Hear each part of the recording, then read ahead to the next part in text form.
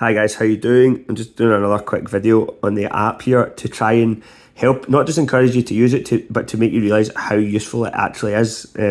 Because I understand like some people are engaged with it, some people aren't, and I can see that because I can have a look and see who's logging the workouts, right?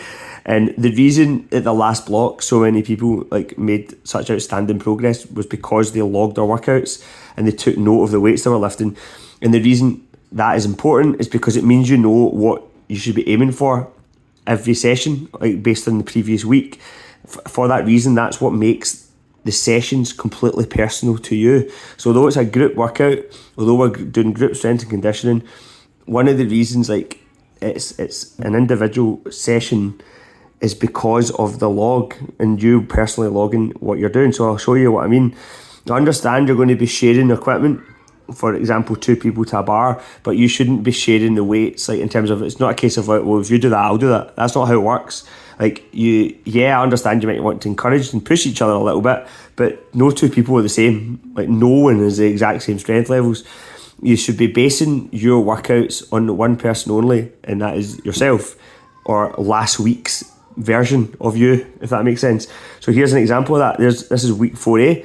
I'm going to go and log this workout, right? It's Tuesday morning. Well, it's not Tuesday morning, I'm just joking. It's Tuesday morning though, it's 6:15 AM. I'm about to do bench press, right? And as you'll see, I'm about to log it.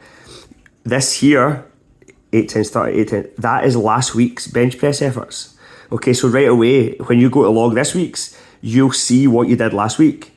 That way you know what you should be aiming for this week based on what you did last week.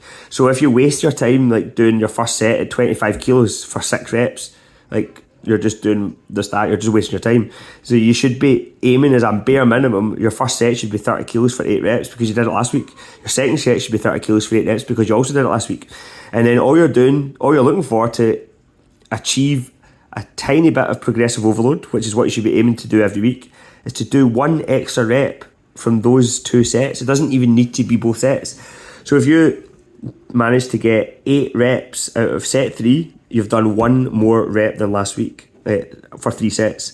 And then your 4th set, all you need to do is 5 reps and you've still got a wee bit more than last week. Now, obviously, the hope would be that you'd be able to do a little more than 5 reps, but that's all progressive overload is. It's just a tiny incremental bit of progress, like based on what you did the previous week. It's not based on anyone else. So if you manage, let's suppose you don't manage an 8th rep, it's just still too tiring and you can't get the 8th rep, that's fine. But maybe on this 4th rep, maybe you manage a 6th rep. That's great. That's you're on the right road. Maybe you don't. Maybe you just can't get past 7 and 5. I would almost be certain though that you won't get stuck at that for more than 2 consecutive weeks. So you might get stuck at it for 2 weeks, but not a third. Okay. Another thing I want to quickly point out to you here is this wee notes section here. Click on that and it gives you any notes that I've added. It also tells you what the required rest period is between sets. You shouldn't be taking any less than 2 minutes, for example.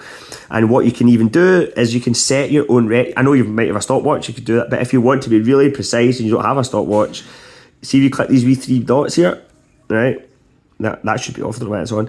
You can set custom timer, right? You just click use custom timer. It's already set 2 minutes there. You click save, and what happens is as soon as you enter your first set, 8 times 30, right? Now remember, it's not entered until you click the tick. You click the tick and the rest timer starts and it counts you down.